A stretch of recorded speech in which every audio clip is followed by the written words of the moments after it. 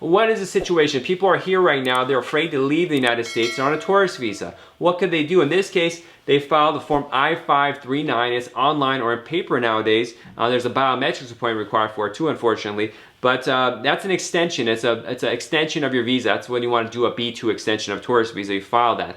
And you ask for more time. It takes forever sometimes. Sometimes it gets done in 2-3 months. Sometimes it takes 9 months to get approved. Even though you could ask for 6 months, you can even ask for a year potentially, depending on the reason and stuff like that. But typically, you ask for 6 months of time.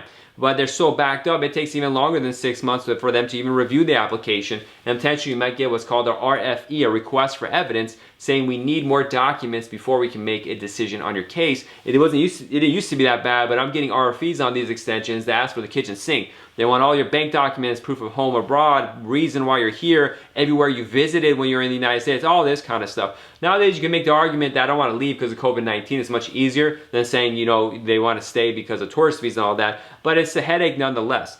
So that's that. Now, some people enter with what's called the Visa Waiver Program, or ESTA, ESTA. In those kind of situations, you cannot file an extension of your tourist visa. Essentially, you don't even have a visa. You have just a permission to come here for 90 days.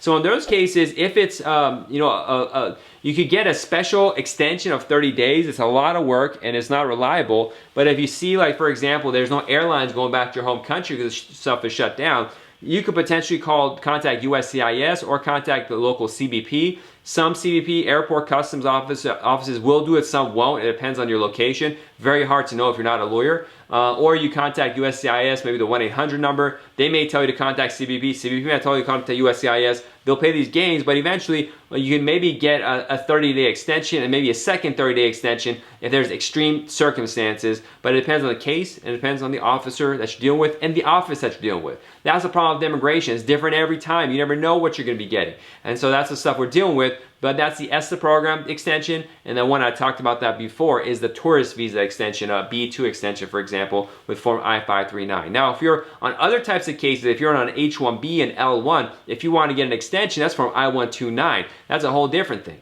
But I-539s for tourists or dependents of L-1s, H-1s, I'm going to make it complicated if I keep going on talking about all these alphabets and numbers and stuff like that. You should probably just consult an attorney if you really need it. But that's the idea. I just wanted to let you know there's different forms for each one or processes. It's not just one size fits all, unfortunately. So you got to be careful with this stuff.